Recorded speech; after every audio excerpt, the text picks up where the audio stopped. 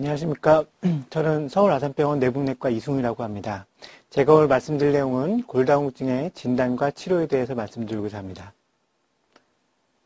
골다공증이란 뼈가 약해서 작은 충격에도 쉽게 골절이 발생하는 골격계 질환을 할 수가 있습니다. 보시면 나이가 들면 들수록 뼈에 구멍이 숭숭숭 뚫리면서 약해지게 되는데 결국은 이렇게 뼈가 약해지다 보면은 약한 충격에도 쉽게 부러지게 됩니다. 실제로 골다공증 환자의 뼈 사진을 보시게 되면 정상인과 그렇지 않은 골다공증 환자를 보시게 되면은 안에 구멍이 숭숭 뚫려서 겉보기에도 굉장히 약하게 돼 있고, 엑스레이를 보시게 되면은 뼈가 이렇게 납작쿵, 우리가 깡통을 짓밟은 것처럼 이렇게 눌려 있는 것처럼 보이는 게 보이실 것입니다. 골다공증은 왜 생기는지 이제 궁금해 하실 텐데, 우리가 뼈에는 뼈를 만드는 조골세포라는 놈이 있고, 뼈를 부시는 파골세포라는 놈이 있습니다. 원래는 얘네 둘이 이제 균형적으로 뼈를, 낡은 뼈는 부수고 새로운 뼈는 조골세포가 만들고 하는 균형이 잘 이루어지는데 여러 가지 원인, 특히 폐경이 되거나 또 나이가 들게 되면 뼈를 부수는 파골세포의 힘이 월등히 강해지면서 뼈를 만드는 조골세포보다는 훨씬 더 뼈를 더 많이 갉아먹게 됩니다. 그래서 뼈의 형성과 흡수 과정의 불균형에 의해서 골다공증이 생긴다고 생각하시면 될 것 같습니다. 보시면 여자분이랑 남자분이랑 조금 차이가 크게 되는데 여자분들은 폐경, 여성 호르몬이 없어지는 직후에 뼈가 급격히 감소하게 됩니다. 남자분은 그렇지 않지만 나이가 들면 들수록 뼈가 완만하게 감소하게 됩니다. 그래서 이 여자분들이 특히 골다공증이 많게 되는 이유가 이러한 여성 호르몬의 원인이 됩니다. 골다공증 골절이 그럼 어디가 잘 발생하느냐? 손목. 겨울 같은 데 가시다가 넘어지시면은 손목이 부러진다거나, 또는 대퇴골, 이제, 겨울 역시, 겨울에 가서 넘어지다가 남들은 엉덩이 툭툭 털고 일어나시는데 혼자 못 일어나서 봤더니 대퇴골 골절이 됐다. 그리고 또 한 가지는 척추 골절이 있게 됩니다. 이 세 부위가 골다공증 골절이 잘 발생하는 부위입니다. 외에서 많이 여쭤보시는데, 여기 발목, 두개골, 손가락, 발가락, 이거는 골다공증 골절과 관련이 있느냐? 보통 그렇진 않습니다. 그래서 골다공증 골절이 발생하는 부위, 특히 손목, 척추, 대퇴골이 뼈가 부러졌었다고 하면 아, 내가 골다공증이 있나? 이렇게 생각해 보시는 게 좋을 것 같습니다. 뼈가 부러지면은 골다공증이 있으면 뭐가 위험한가요? 이렇게 여쭤보시면 제가 이제 말씀드린 건 뼈가 부러지면 사망할 수 있다라고 생각하시면 될 것 같습니다. 그래서 이게 우리나라 자료인데 대퇴골, 대퇴골이 부러지면은 15.6%, 그러니까 한 10명 중에 15명 정도 분이 1년 정도 지나면 사망하게 됩니다. 우리가 척추골절은 되게 쉽게 생각하고 있는데 역시 척추골절도 보시면 1년 후에 5%, 100명 중에 5분 정도는 이 척추골절이 생기고 나서 1년 후에 사망하신다고 알려져 있습니다. 그러면 골다공증은 과연 얼마나 흔한가? 이것도 이게 우리나라 한국의 데이터인데 보시면 50세 이상의 여성분의 3명 중, 10명 중에 3명에서 4명. 그러니까는 길거리에 걸어다니는 50대 친구 3분이 돌아다니시면 3분 중에 1명은 적어도 골다공증이 있다는 뜻이죠. 그리고 50세 이상 남성분은 10명 중에 1명이 골다공증을 갖고 있다고 되어 있습니다. 그러면 골다공증 골절은 또 얼마나 흔한가? 보시면 50세 여성은 10명 중에 3명, 남성은 10명 중에 1명이 일생 중에 한 번 정도는 골다공증 골절을 경험한다고 되어 있습니다. 그래서 골다공증 골절이 굉장히 흔한 질환이라고 생각할 수 있습니다. 그러면 골다공증 있는 분들 과연 어느 정도가 병원에 가시느냐? 이 최근 2010년 자료를 보시게 되면 골다공증 있는 분들 중에 한 60명, 67명, 그러니까는 나머지 한 30% 정도는 자기가 골다공증이 있다는 걸 전혀 모르는 거죠. 그리고 실제로 그러면은 골다공증 약을 드시는 분 얼마나 되느냐? 안타깝게도 33%. 그러니까 내가 골다공증이 있는데 실제로 골다공증 약을 처방받는 분들은 3명 중에 1명꼴밖에 안 된다는 뜻입니다. 골다공증은 그럼 왜 골다공증이 왜 걸리느냐? 내가 골다공증 걸릴 위험성이 높은가? 이래서 많이 여쭤보시는데 일단은 뚱뚱하신 분보다는 마르신 분이 골다공증이 잘 생긴다고 됐습니다. 그래서 저체중인 경우에는 2배 정도 증가가 된다 돼 있고, 그 다음에 칼슘, 비타민 D 섭취 부족이라든지, 그리고 운동 부족, 그 다음에 어머니 아버님이 어머님이나 아버님께서 골다공증 골절이 있었다고 하면은 또 유전이 잘 된다고 합니다. 그게 벌써 2배 정도 된다고 돼 있고, 그 다음에 술이나 담배 같은 것도 골다공증 골절을 증가시킨다고 되어 있고, 그 다음에 아까 말씀드린 것처럼 여성 호르몬이 없어지는 폐경이 된다. 그리고 나이가 점점 많이 든다. 이러면 골다공증 발생 위험 요인이 증가한다고 생각하시면 될 것 같습니다. 또한 이전에 내가 부러졌다. 그러면은 한 번 부러졌던 분이 또 잘 부러진다고 2배 이상 또 증가하는 데 돼 있고, 그 다음에 우리가 햇볕을 열심히 쬐라고 하는데 햇볕을 쬐면은 햇볕에 자외선이 오면서 이거에 의한 우리가 비타민 D가 생성이 되거든요. 그래서 그런 것들이 중요하게 됩니다. 또한 여기 스테로이드가 같이 적혀 있는 동반질환 또는 약제들에 의해서도 골다공증이 잘 생기게 됩니다. 그러면 골다공증 또는 골다공증 골절이 증상이 있느냐? 사실은 선생님 제가 팔다리가 무릎이 아프고 허리가 아픈데요. 골다공증 골절이 있나요? 골다공증이 있는 건가요? 근데 사실은 별로 그렇지가 않습니다. 골다공증 자체는 증상이 없습니다. 그래서 제가 외래에서 말씀드린 거는 골다공증이 진짜 있는지 없는지 알아보기 위해서는 아파서 하는 게 아니라 환자분 보고 여기서 한 10번만 넘어져 보세요. 그래서 넘어졌더니 아이고 뼈가 부러졌네요. 골다공증 있으십니다. 이렇게 아시는 수밖에 없습니다. 따라서 골다공증은 증상이 없기 때문에 골다공증의 위험성이 높으신 분들은 검사를 받아보셔야 알 수가 있습니다. 그래서 이제 증상이 없고, 실제로 골다공증 골절이 그러면 증상이 있느냐? 물론 손목뼈가 부러지거나 대퇴골 부러지면 굉장히 아프시겠죠. 그렇지만 우리가 척추골절은 4명 중에 3명 정도는 통증이 없다고 합니다. 그래서 허리가 굉장히 아파서 내가 골절이 생겼구나 하는 분들은 4명 중에 1명밖에 안 된다고 하는 것입니다. 따라서 골다공증도 그렇고 골다공증 골절도 그렇고 뭔가 증상이 생기기 전에 미리 찾아내는 게 사실 중요하다고 할 수가 있겠습니다. 그래서 이제 골다공증 검사를 해보시는 게 중요한데, 이러한 골다공증 검사는 보통 이렇게 누워서 하게 됩니다. 그 외래에서 보시면 가끔씩 이제 초음파를 해서 선생님 제가 뼈가 약하대요 해서 오시긴 오시는데, 이러한 초음파는 사실은 아직은 골다공증을 진단하는 데는 많이 쓰이고 있지는 않습니다. 그러면 내가 골다공증 검사를 받아야 되나요? 이제 우리가 골다공증을 진단하는 거를 이제 골밀도를 측정해 본다고 하는데, 골밀도를 받아야 되는 분들은 위험 요인이 있는 폐경 여성 또는 50세에서 69세 남성, 그 다음에 위험 인자는 나중에 무관하게 나이 자체가 골다공증을 잘 일으킬 수 있기 때문에 65세 이상 여성과 70세 이상 남성은 그냥 아무 이유 없더라도 골밀도를 검사를 해보시는 게 중요합니다.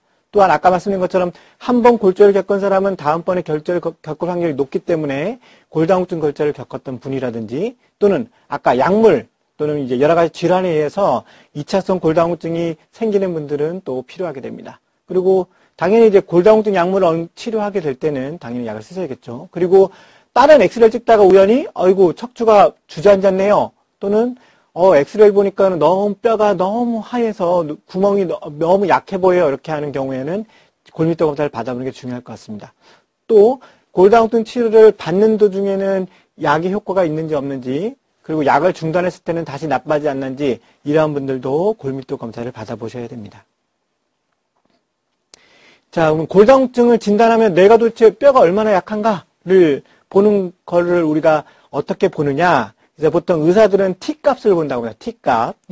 T값은 젊은 사람의 뼈를 백정했을 때 나의 뼈가 얼만큼 나쁜가를 보는 겁니다. 이제 외래에서 어르신들이 오셔갖고 내 뼈는 도대체 몇 살 나이유? 이렇게 여쭤보시는데, 사실은 그게 중요한 게 아니라 골다공증은 뼈가 부러지는 것을 확인해야 되기 때문에 젊은 사람 뼈에 비해서 얼만큼 잘 부러지냐를 확인하기 위하기 때문에 젊은 사람 뼈와 비교하는 게 제일 좋습니다. 그래서 그런 걸 이제 T값이라고 하게 되는데, 보시면 이제 골밀도를 측정하면은 T값이 나오거든요. 그래서 나오게 되면 정상은 마이너스 1보다 이상인 경우, 그러니까는 마이너스 1, 0, 플러스 1 또는 더하기 1, 더하기 2 이런 분들 뼈가 아주 좋으신 겁니다.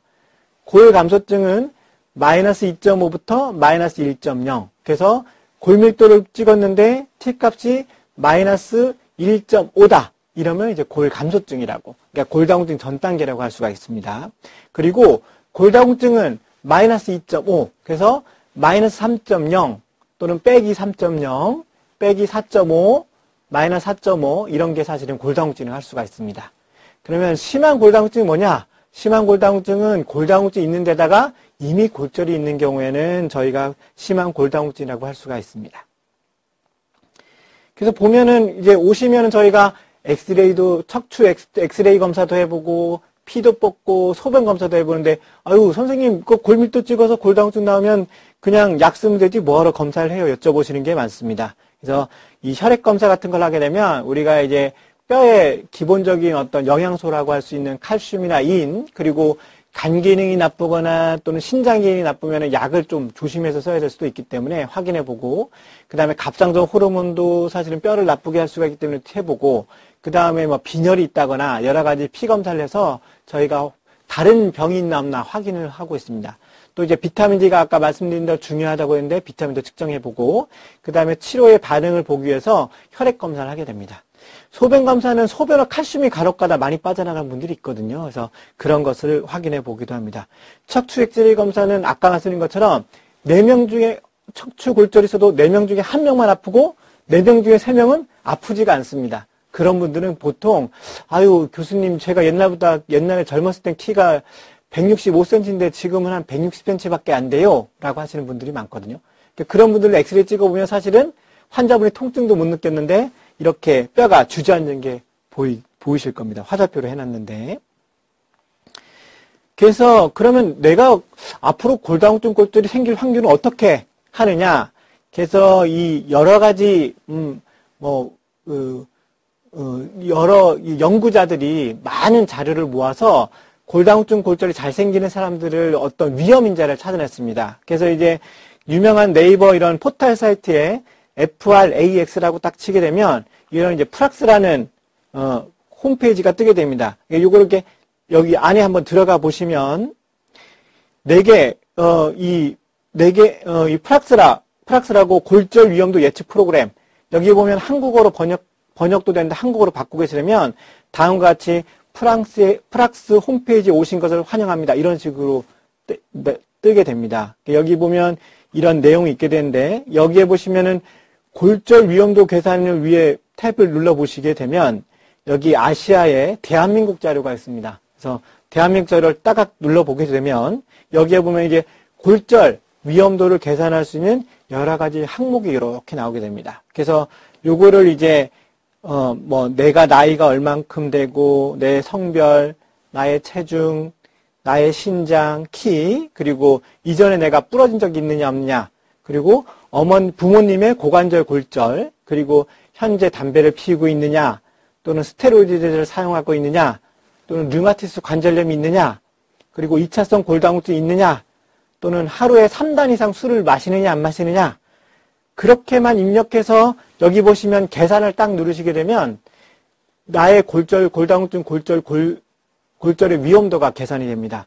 또는 골밀도를 찍으셨다고 하면 대퇴골 경부에 골밀도 값을 넣게 되면 역시 계산이 되게 됩니다. 그래서 이제 여기서 나이가 내가 임의로 85세고 성별은 여성이고 체중은 51.5 그 다음에 신장은 153.8 그리고 이런 식으로 해서 각각 위험자를 넣어서 계산을 눌러봤더니 BMD 없이 골절 위험도를 측정해 보니까 주요 골다공증 골절이 10년 후에 생길 확률이 20%, 그 다음에 고관절 골절이 생길 확률이 16%라고 굉장히 높은 수치인데 이렇게 나오게 됩니다. 또 한 가지는 아까 말씀드린 것처럼 골밀도를 찍어보면 우리가 대퇴골 경부의 골밀도를 찍어볼 수 있는데 여기 보시면 T값이 마이너스 2.4가 나왔거든요. 그래서 그거를 또 넣어서 아까랑 똑같은 분인데 마이너스 2.4를 넣게 되면 역시 여전히 높으시죠. 이제 이번 데는 BMD 결과가 있는데도 불구하고 골다공증 골절이 20%, 고관절, 대퇴골 골절이 16%로 굉장히 높게 나오게 됩니다. 자, 여기까지 보셨으니까 한번 그 환자분들, 여기 지금 보시고 있는 분들의 나한테도 골다공증 골절이 생길 확률이 얼마나 되는지 한번 인터넷에서 한번 계산을 잠깐 해보십시오. 잠깐 멈추시고. 그러면 이제, 내가 이제 골다공증 골절이 위험성이 굉장히 높은 사람이로구나. 그러면 내가 이제 골다공증 골절을 예방하기 위해서 어떻게 해야 되느냐. 그리고 치료를 어떻게 되는지에 대해 말씀드리고자 합니다. 일단 음식과 운동이 굉장히 중요한데 일반적인 치료는 칼슘과 비타민D 섭취가 굉장히 중요합니다. 그리고 체중 부하 운동, 그 다음에 근력 강화 운동, 그 다음에 금연, 절주, 그리고 낙상 방지 이런 게 일반적인 치료로 굉장히 중요하게 됩니다.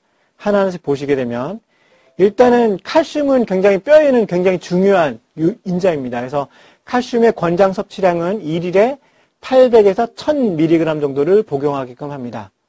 보시면 칼슘 섭취량이 이제 우리나라 한국 분들이 보통 식사를 하시게 되면 490mg 정도를 섭취하게 된다고 합니다. 그래서 60세 이상은 특히 60% 이상이 400mg 이하로 섭취하기 때문에 하루에 적어도 우리가 800에서 1000을 먹기 위해서는 적어도 500 정도의 칼슘을 좀 더 섭취를 해야 됩니다. 그래서 그냥 예를 들어서 우리가 하루에 900mg 정도 칼슘을 먹으려고 한다고 하면 음식을 500mg 그리고 고칼슘 우유는 보통 칼슘이 200 정도, 400 정도 들어있기 때문에 고칼슘 우유로 하루 한 팩 정도 또는 음식을 500mg 정도 섭취하고 또는 칼슘 보충제를 400mg 정도 보충하는 게 하루에 900mg 정도 측정할 수가 있습니다. 드실 수가 있습니다. 그러면 칼슘이 어떤 것들이 많이 들어있느냐? 사실은 제일 외에서 많이 권유하는 건 우유입니다. 우유가 보통 한 컵, 200cc 한 팩에 칼슘이 220 정도 들어있기 때문에 일반적인 식사랑 우유 2잔 정도면 하루에 먹는 칼슘 자체를 900mg 정도 할 수가 있기 때문에 그 정도 양은 충분하게 됩니다. 다만 고칼슘 우유는 그거보다 한 2배 정도 들어있기 때문에 일반적인 식사를 하시고 나서 고칼슘 우유 하루 한 잔 또는 한 팩을 드시게 되면 900mg 정도로 역시 그 하루에 드실 수 있는 칼슘량을 유지하게 됩니다. 나머지 그 들어있는 양도 이렇게 나와 있으니까 한번 참조를 해 주십시오. 칼슘은 이제 사실은 가장 좋은 거는 그 음식으로 드시는 게 가장 좋습니다. 왜냐하면은 칼슘 보충제는 부작용이 이어져 있게 되는데 우리가 칼슘약을 먹었더니 속이 안 좋아요. 위장장애, 변비 대부분의 이런 부작용들은 비타민 D보다는 칼슘 때문에 생기는 경우가 많습니다. 그래서 외래에서는 보통 말씀드릴 때 칼슘을 약으로 드시는 것보다는 우유를 드실 수 있으면 우유로 드십시오 라고 말씀을 드리게 됩니다. 그 다음에 신결석이나 고칼슘 요증 환자들은 물론 주의해야 되지만 많은 영양을 드시지 않으면 큰 문제가 없다고 알려져 있고 그 다음에 뭐 뉴스에 막 나오긴 하는데 심혈관 뭐 위험성이 증가한다. 그래서 내가 선생님 이거 먹어도 되나요? 하는데 이게 심혈관 위험성이 증가하는 분들은 보통 외국 분들이거든요. 그래서 외국 분들은 잘 아시다시피 저희처럼 밥, 국 이렇게 드신 게 아니라 우유, 빵 이렇게 드시지 않습니까? 그래서 유제품 섭취가 굉장히 많기 때문에 그분들은 저희는 아까 말씀드린 것처럼 하루에 500mg 채 드시지 않는데 그분들은 이미 뭐 식사량으로만 해도 850, 1100 드시는 분들이거든요. 근데 거기다 또 칼슘을 드시니까 너무 양이 많아지는 겁니다. 따라서 한국 분들은 워낙 드시는 칼슘량이 평상시에 적기 때문에 보충제 자체 때문에 심혈관 질환이 증가한다. 그렇지는 않다고 생각되어집니다. 비타민 D도 굉장히 중요한데 보시면 아시겠지만은 햇볕이 요즘 굉장히 세서 더군다나 요즘은 이제 마스크도 쓰고 다니기 때문에 햇볕을 별로 쬐 일이 없죠. 그리고 뭐 밖에 많이 돌아다니지 못하니까 비타민 D가 굉장히 낮다고 알려져 있습니다. 비타민 D는 이제 칼슘 흡수를 도와서 뼈를 강화시키고 또한 이제 근육 같은 거에도 비타민 D가 좀 있다고 알려져 있기 때문에 덜 넘어질 수가 있게 됩니다. 그 피부에서 햇볕을 쬐면 자외선이 오기 때문에 저절로 합성이 되는데 따라서 예를 들면은 집에 햇볕이 잘 드는 집안에 있다. 유리를 통해서 받는다. 그러면 사실은 비타민 D가 생성이 안 되겠죠. 그리고 요즘은 최근에는 화장품이 너무 많이 좋아져서 자외선 차단 뭐 얼마 딱 되면은 사실은 얼굴에 뭐 조금만 바르고 사실은 옷만 입어도 사실은 비타민 D의 어떤 만들 수 있는 자외선 차단이 너무 완벽히 되기 때문에 적어도 얼굴은 자외선 차단제를 바른다 하더라도 팔, 다리 등은 약간 노출을 시켜서 비타민 D를 쬐 수 있는 비타민 D를 만들 수 있는 자외선을 쬐는 게 굉장히 좋다고 알려져 있습니다. 그 다음에 뭐 등푸른 생선에 또 음식 같은 게 있는데 그 양이 굉장히 적다고 돼 있고 보시면 여기 뭐 대구, 간유, 연어 뭐 이런 거에 드시게 되는데 사실은 음식으로 먹으려면 굉장히 많은 영양이 필요한 상태고 보통 하루에 800 IU를 필요한다는데 가장 좋은 거는 햇볕을 쬐는 것입니다. 그게 부족하다고 하면은 이제 먹는 약을 좀 처방을 해드린 거고요. 아까 말씀드린 것처럼 전 국민의 80%가 비타민 D 부족 상태이고 특히 비타민 D가 필수적인 10대, 20대는 90% 이상이 비타민 D가 불충분하다고 합니다. 잘 아시겠지만 학생들 아시죠? 아침에 햇볕 못 쬐고 아침에 일찍 가고 저녁 늦게 오지 않습니까? 그러니까는 사실은 저희 자외선을 가서 쬐을 수가 없죠. 그래서 그런 햇볕을 쬐을 수 있는 시간이 절대로 모자라기 때문에 비타민 D가 굉장히 모자란 상태라고 알려져 있습니다. 피해자 음식은 아까 골다공증, 골절 위험인자의 하루에 3단 이상 술이 나왔죠. 이 단이라는 거는 그 술병으로 한 잔 생각하시면 될 것 같습니다. 그래서 소주는 소주잔, 맥주는 맥주잔, 그의 한 단위가 한 잔 이상인데 3잔 이상 드시게 되면 안 좋다고 되어 있거든요. 그리고 커피는 사실은 드셔도 됩니다. 드셔도 되는데 하루에 3잔, 4잔 이상 드시기에는 좀 안 좋다고 되어 있고 그거보다 적은 음식을 드시는 게 좋습니다. 그리고 이제 환자분들이 제일 많이 여쭤보시는 게 그러거든요. 아우 선생님 저 골다공증 있으니까는 멸치를 많이 먹을까요? 뱅어포를 많이 먹을까요? 이렇게 되는데 잘 아시겠지만 멸치랑 뱅어포는 굉장히 짜죠. 그래서 우리가 음식을 짜게 먹게 되면 사람 몸이 보호 효과로 소변으로 그 소금을 내놓게 됩니다. 근데 소금이 지 혼자만 나가면 되는데 기껏 열심히 먹었던 칼슘 같이 끌고 나가거든요. 그래서 음식을 짜게 먹으면 기껏 열심히 드셨던 칼슘 자체도 같이 끌고 나가기 때문에 그런 짜지 않게 드시는 게 굉장히 중요합니다. 운동은 사실은 모든 운동이 좋다고 돼 있는데 체중이 싣는 운동, 일주일에 요거는 이제 5일 이상, 하루 30분 이상 하라고 돼 있는데 걷기, 춤추기, 에어로빅, 조깅, 줄넘기, 계단 오르기, 테니스 이런 게 이제 체중이 싣는 운동으로 좋다고 되어 있고 근력 강화 운동, 중력에 저항한 운동, 그러니까 쉽게 말하면 약간 뭔가 무거운 무게를 드는 거가 일주일에 2, 3회 정도는 세야 되는데 발끝으로 서기 또는 아령 들어올리기 또는 웨이트 트레이닝 같은 것이 필요하다고 되어 있습니다. 또 한 가지는 사실은 뼈가 약해도 환자분께 말씀드린 게 넘어지지 않으면 중요하다.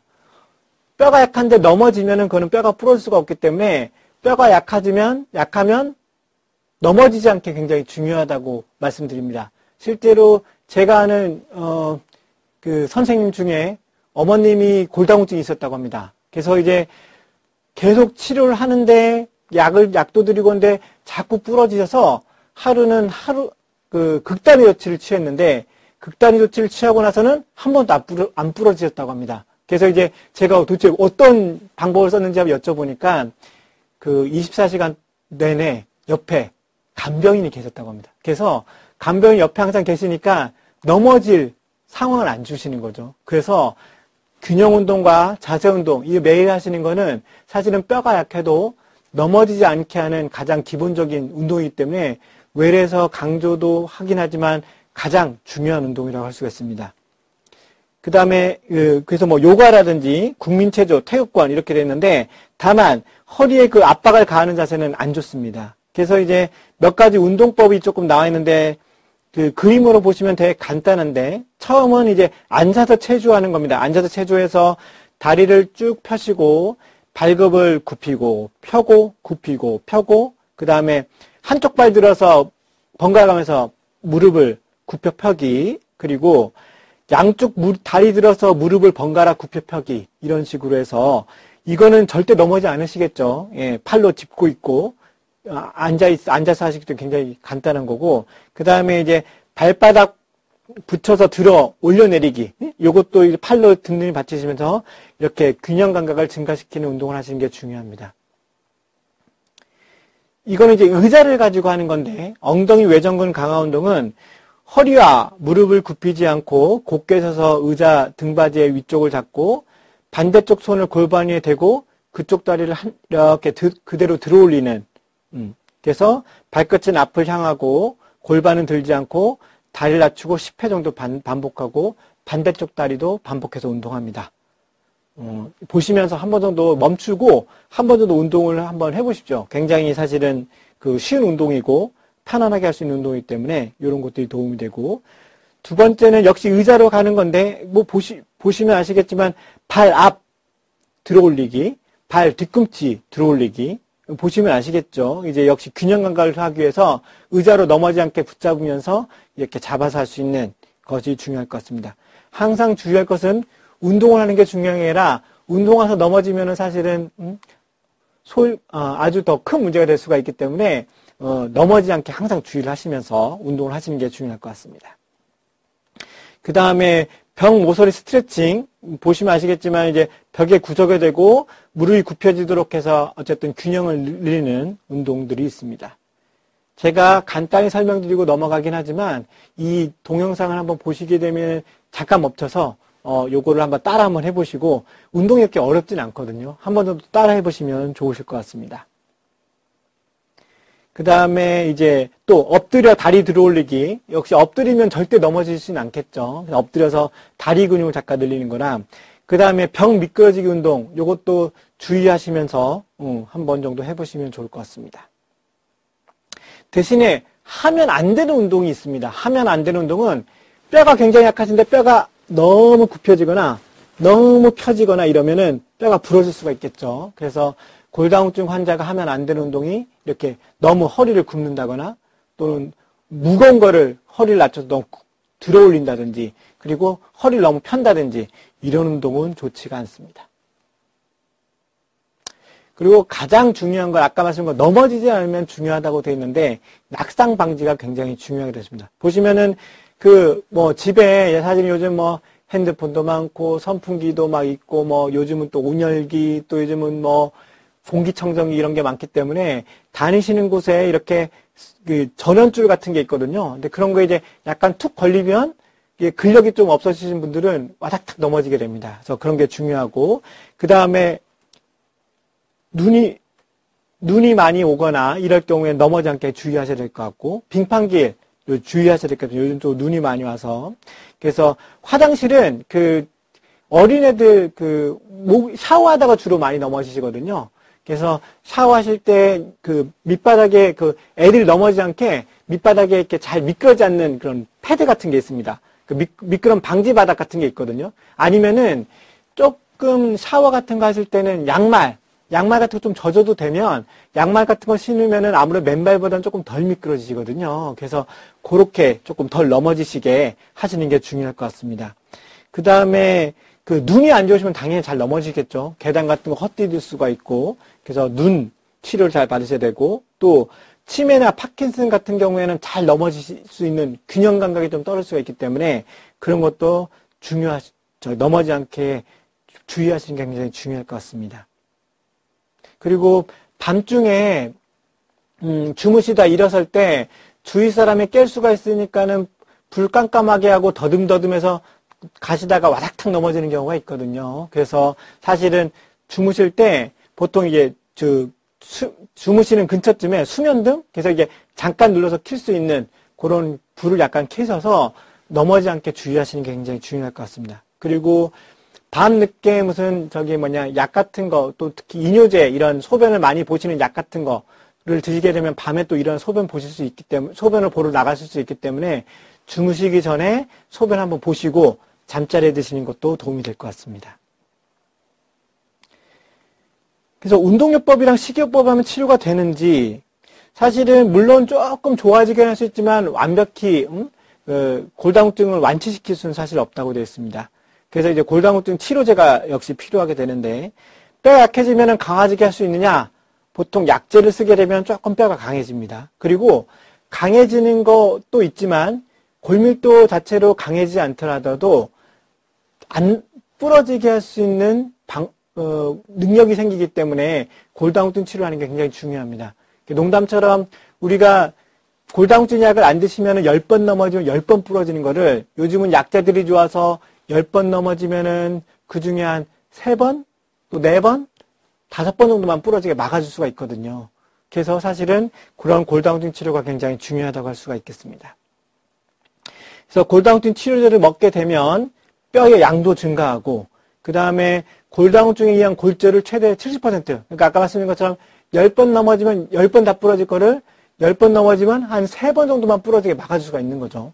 그리고 반드시 아까 말씀드린 골다공증 예방법, 낙상 방지, 그 다음에 칼슘이랑 비타민 D 적절한 섭취, 그 다음에 운동, 이런 것들이 시행되면 훨씬 더 좋아지실 것 같습니다. 그럼 골다공증 치료에는 보통 누가, 나는 언제부터 치료해야 되느냐? 아까 말씀드린 것처럼 T값이 마이너스 2.5 이하면은 골다공증이라고 말씀드렸죠. 그런 분들은 골다공증 치료를 꼭 드시라고, 골다공증 치료를 꼭 하라고 권유되고 있습니다. 실제로 나라에서도 그거에 대한 약제는 보험으로 지금 처방을 해주고 있고요. 그 대신에 골감소증, T값이 마이너스 2.5 이상이어도 골절 위험도가 높은 경우, 예를 들면은 가족력, 어머님, 아버님께서 막 내가 잘 넘어지고 막 부러진 경력이 있었다.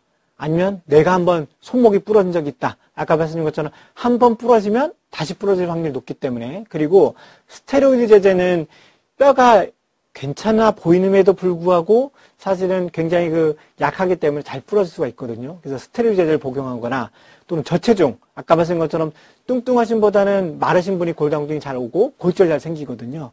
그래서 저체중인 경우. 그 다음에 골다공증 골절이 있었던 경우, 아까 말씀드린 것처럼 손목이라든지 또는 대퇴골 또는 척추, 그런데 골절이 있는 분들은 약을 드시는 게 좋습니다. 그리고 계산된 골절 위험도, 아까 제가 잠깐 멈춰보고 혹시나 골절 위험도 계산해 보라고 돼 있는데, 이건 정해져 있지는 않지만 10년 후에 주요한 골다공증 골절 위험도가 20% 이상인 경우나 또는 10년 후에 고관절, 대퇴골 골절 위험도가 3% 이상인 경우에는 치료를 하라고 권유하고 있습니다. 그래서 이런 게 좀 높으면 약을 먹어야 되는지에 대해서는 의사 선생님과 한번 의논해 보시면 중요할 것 같습니다. 골다공증 약에는 어떤 약이 있나요? 굉장히 많습니다. 근데 이제 두 가지 정도로 크게 나눠지는데, 뼈가 아까 말씀드린 것처럼 파골세포에 의해서 뼈가 막 부서지는 걸 막아주는, 뼈가 부서지는 부서지는 것을 막는 약이 굉장히 많이 쓰이게 됩니다. 그리고 최근에는 뼈가 만들어지는 약도, 아까 뼈를 만드는 세포가 조골세포라고 하는데, 그 조골세포처럼 뼈를 만들어지게 하는 돕는 약도 있게 됩니다. 그래서 뼈가 부서지는 것을 막는 약은 여성 호르몬 유사체처럼 있어서 매일 경구 투여하는 약제가 있고, 비스포스포네이트라는 약제는 우리나라 골다공증 약제에서 제일 많이 쓰는 약제입니다. 그래서 이 약제는 매일 먹는 약, 일주일에 한 번 먹는 약, 한 달에 한 번 먹는 약, 3개월에 한 번씩 주사 맞는 약, 1년에 한 번 주사 맞는 약, 굉장히 다양하게 있습니다. 그리고 데노스마비라고 새로운 주사가 나왔는데, 이것도 6개월에 한 번 정도 주사 맞으면 됩니다. 그러니까 1년에 2번 정도 맞으면 되는 거죠. 그 다음에 뼈가 만들어진 약은 부갑산선 호르몬이라고 해서 매일 인슐린처럼 직접 주사를 맞는 방법이 있고, 또는 일주일에 한 번씩 주사 맞는 방법이, 약제가 있습니다. 또 로모소주마비라고 최근에 나온 약제인데, 요거는 한 달에 한 번 정도 주사하는 약제입니다. 하나하나 간단히 좀 설명을 드리게 되면, 이런 약제들을 볼 때 보통 선생님 어느 게 좋아요? 먹는 게 좋아요? 주사하기 좋아요? 그런 게 사실은 많이 여쭤보시는데, 사실은 어떤 약제가 좋은지는 참 결정하기가 어렵습니다. 그래서 약제 효과라든지 또 약들 중에 또 오래 쓰면 부작용이 있기 때문에 그 약제 효과랑 부작용을 열심히 확인해서 결정하는 게 중요합니다. 그래서 환자분에 따라 조금 약을 이렇게 저렇게 좀 다르게 선택을 좀 하게 되는데요. 그래서 어쨌든 기본적으로는 골다공증 치료제, 그 다음에 칼슘제, 잘 안 드시는 분, 그러니까 음식으로 섭취가 부족한 분들은 칼슘제, 비타민 D, 이렇게 보통 세 종류의 조합으로 많이 쓰게 됩니다. 골다공증 약, 아까 말씀드린 것처럼 비스포스네트가 골다공증 약 중에 한 80%를 차지하게 돼 있고, 그 다음은 썸 제제라고 해서 여성 호르몬 유사체라는 약이 있습니다. 그 다음에 HRT라는 게 여성 호르몬을 폐경 증상도 완화시키면서 뼈를 좋아하게 하는 약도 쓰게 되고, 여기 2%라고 부갑산 호르몬, 뼈를 만드는 약이라고 했죠. 그래서 그런 약제들이 쓰이고 있습니다. 그래서 하나하나 말씀드리면, 일단은 경구용 비스포네이트가 사실 많이 쓰이는 약제입니다. 그래서 이거는 경구용이기 때문에 위장장애가 생길 수가 있고, 첫 번째 드실 때, 그러니까는 독감 유사 증상이 생길 수가 있습니다. 이게 한데 위장장애나 독감 유사 증상이 모든 분들에 생기느냐? 사실은 그렇지가 않습니다. 위장장애가 전혀 없는 분도 있고, 독감 유사 증상도 아무도 없는 분들도 있습니다. 근데 어떤 분은 또 심하게 올 수가 있기 때문에 위장장애가 있을 있는 분들은 사실은 뭐 주사약으로 좀 바꿀 수가 있고요. 독감 유사 증상은 그 약간 맷집처럼 처음 드실 때는 굉장히 심하게 오다가 두 번째 먹을 때는 그래도 지난번보다 조금 약한 것 같대. 세 번째, 네 번째 드실 때 보면 아 이게 점점 약해지는 거예요. 막 이렇게 느끼시게 될 겁니다. 그리고 장기간 복용하실 때는 사용할 때는 부작용이 뭐 턱백에사 치과 가시면 많이 들으실 텐데 치과 가시면 선생님들이 어유 골다공증 드시면 저기 치아 못 뽑아요 이렇게 말씀하시는 경우가 많습니다. 이러한 부작용이 턱벽에서 때문에 생기는 건데 요거에 대해서는 제가 다시 한번 말씀을 좀 드리겠습니다. 경구용 비스포스페트는 약간 몸에 흡수가 잘 안 되기 때문에 약간 복용법이 조금 복잡합니다. 그래서 야, 이 약이 진짜 안 좋은 약이구나. 복용법만 들어도 아, 이 약은 진짜 독한 약이네 생각하실 텐데 그냥 간단히 생각하시면 약을 먹고 곧장 들어놓으시면 약이 속이 역류가 되면서 속이 쓰립니다. 그래서 약 자체는 공복에 드시고 아침에 일어나자마자 공복에 드시고 물 많이 드신 다음에 약 먹고 1시간 정도만 들어놓지 않으시면 되거든요. 뭐 아침 준비하시든지 운동을 하시든지 앉아서 TV를 보시다든지 그러니까는 결국은 약을 먹고 들어눕지만 않으시면 곧장 들어눕지만 않으시면 굉장히 간단히 먹을 수 있는 약이고 그 다음에 아침에 일어나서 공복에 드실 때는 한 아침 준비하시면 30분 정도 있다가 다른 음식을 드시면 될 것 같습니다. 그래서 투여 방법은 말씀드린 것처럼 매일 먹는 약도 있고 일주일에 한 번씩 먹는 약도 있고 한 달에 한 번씩 먹는 약도 있습니다.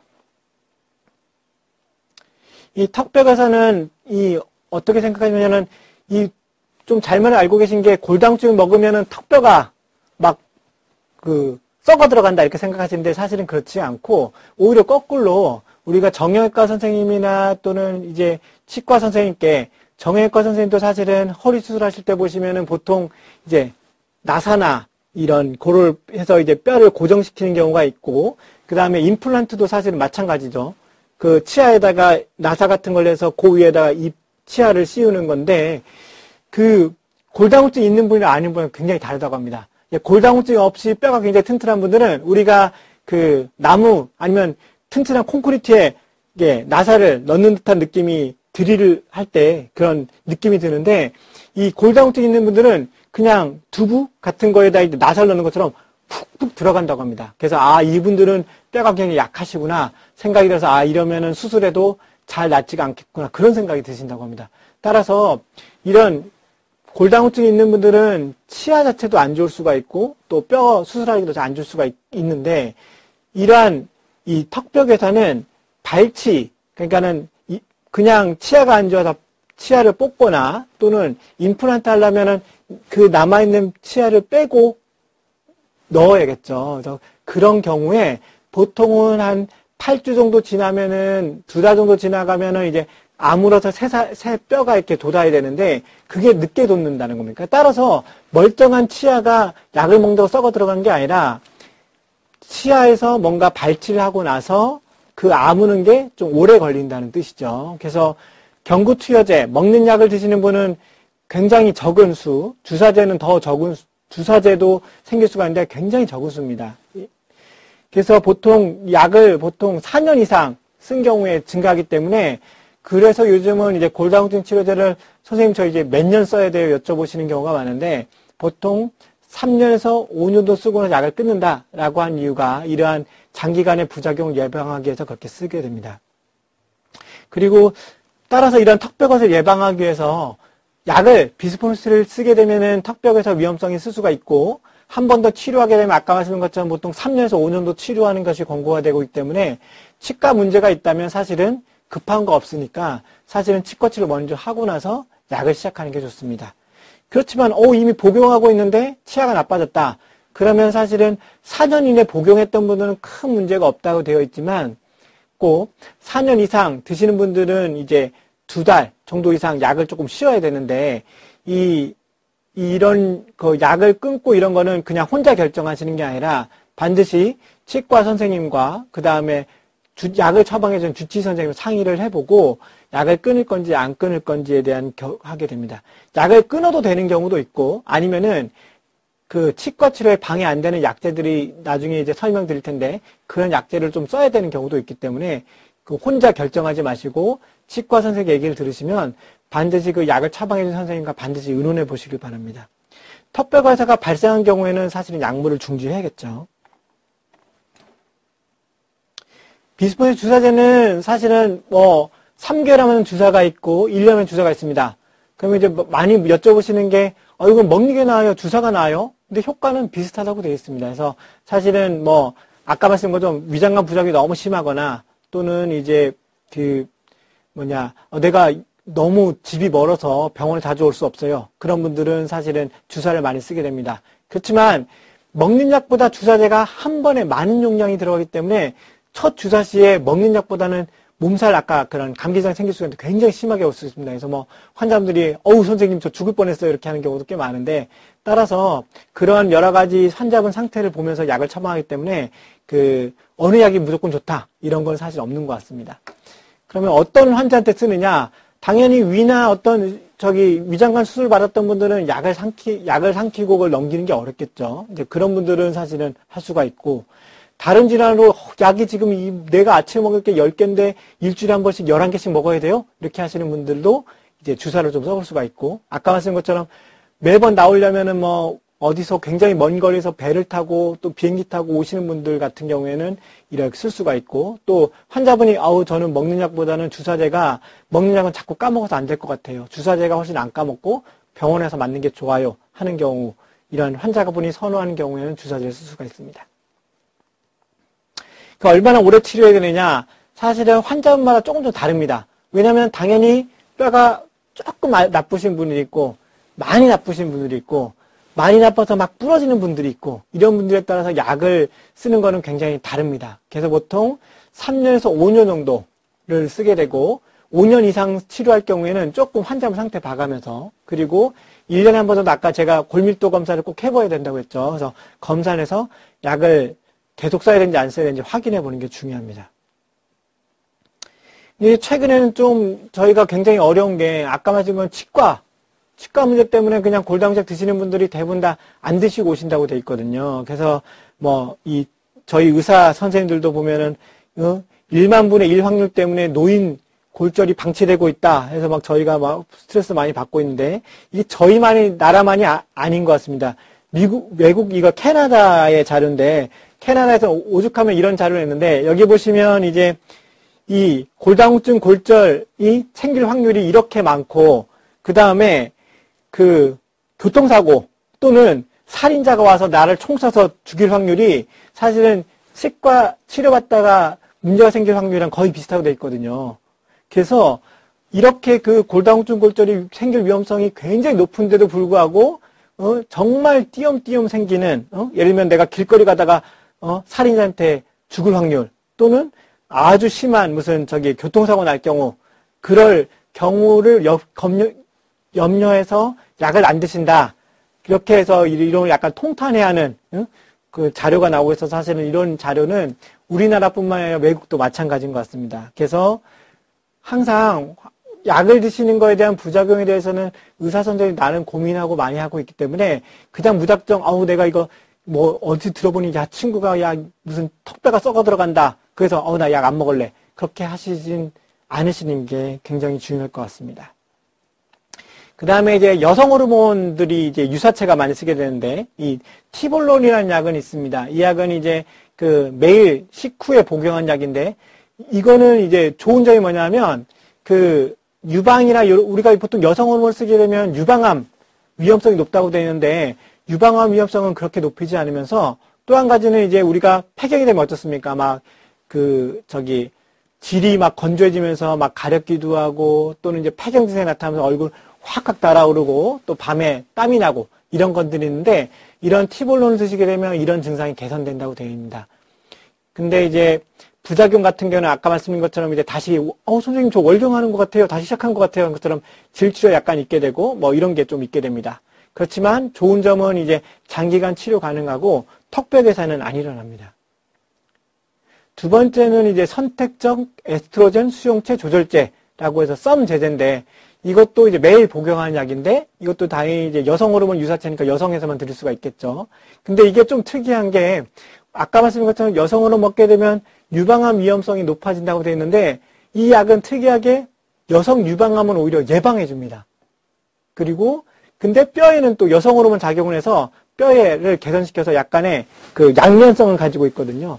근데 단점은 뭐냐면 그 여성 호르몬 유방암을 일으키지 않게 하기 때문에 어떤 그 유방암을 예방하는 좋은 효과는 있지만 갱년기증이 없던 분들이 이 약을 드시면서 갑자기 막 갱년기증이 확 선생님 얼굴 막 달아올라요 이렇게 하는 경우도 있고 또 한 가지는 경련이 좀 일어나는 경우가 있습니다. 그래서 이런 약제를 드실 때는 초기에 조금 드셔보시고 부작용했으면 아우 나 이거 부작용했으니까 약 못 먹어 이렇게 하시는 게 아니라 선생님과 반드시 의논해 보시면서 약을 조금씩 변화하시면 좋을 것 같습니다. 그리고 이 장기간 치료 가능하며 이 약제도 턱벽에서는 걱정하실 건 없습니다. 데노스맵이 이제 최근에 나온 약제인데 6개월에 한 번 정도 맞는 주사입니다. 이 주사는 그 보통 지금 우리가 그 드시거나 또는 주사를 맞는 비스포스포네이트라는 약제보다는 훨씬 더 조금 더 효과가 좋기 때문에 그 골다공증이 심한 환자라든지 또는 우리가 콩팥 기능이 안 좋은 분들은 이 골다공증 약제를 함부로 쓸 수가 어려운데 이 약제는 콩팥이 좀 안 좋아서 쓸 수가 있는 약제입니다. 그 부작용으로는 충분한 칼슘이랑 비타민 D 같은 거를 안 쓰게 되면은 칼슘이 너무 떨어져서 막 손이 경련이 일어나고 이런 경우도 좀 있게 되고요. 그 다음에 이거는 이제 턱벽에서는 있을 수가 있습니다. 그리고 가장 중요한 건 이 데노스맵은 6개월에 한 번씩 맞는 거기 때문에 이 사실은 골다공증을 맞아보신 거나 또는 골다공증 약제를 드셔보시면 아시겠지만 약제를 먹으나 안 먹으나 뭐 내 몸 컨디션에 별다른 문제가 없거든요. 사실은 골다공증 약제도 사실은 그래서 많이를 안 드시는데 비스포스포네이트라는 약제도 사실은 데노스맵이라는 주사도 맞으면 뭔가 달라지느냐?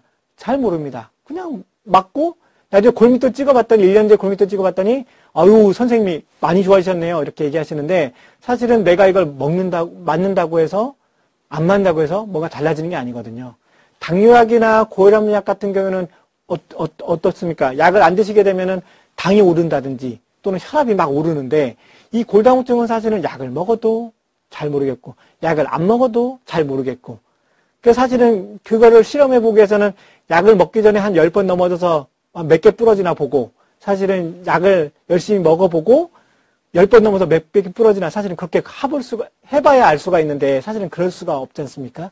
그래서 이 6개월 간격으로 정확한 간격으로 맞는 게 중요한 건데 데노스맵 같은 경우에는 맞다가 안 맞아버리면 뼈가 휘리릭 나빠져 버립니다. 그래서 오히려 골절이 생길 수가 있기 때문에 6개월 간격으로 정확한 간격으로 맞는 게 중요합니다. 요즘은 이제 코로나 때문에 굉장히 6개월 간격으로 오시는 게 어려운 경우가 있거든요. 그러니까 6개월 있다 오셔야 되는데 하필이면 그때 막 그 코로나 굉장히 상태가 심해지면서 아우 내가 한 3개월 늦게 갈까? 뉴스에서 3개월 있다 왔는데 그때 보니까 엑스레이 찍어 보니까는 이제 막 골절이 생기거나 그럴 수가 있기 때문에 이 주사를 맞게 되면 6개월에 한 번씩 되도록이면 6개월에 한두 달 정도는 상관이 없지만 되도록이면 그 주사 기수를 꼭 주기를 맞춰서 맞아야 되는 약제입니다. 꼭 주의하셔야 됩니다. 부갑상선 호르몬제는 아까 말씀드린 것처럼 이거는 이제 뼈를 만드는 주사죠. 그래서 이게 사실은 매일 주사를 맞거나 인슐린처럼 또는 주 1회 병원 가서 주사를 맞으셔야 됩니다. 이 사실은 약간의 고가입니다. 왜냐하면 이제 뼈를 부시지 않는 게 아니라 뼈를 오히려 만드는 약이기 때문에 고가긴 하지만 아주 심한 골다공증이거나 다른 약제의 효과가 없는 경우에는 도움이 많이 됩니다.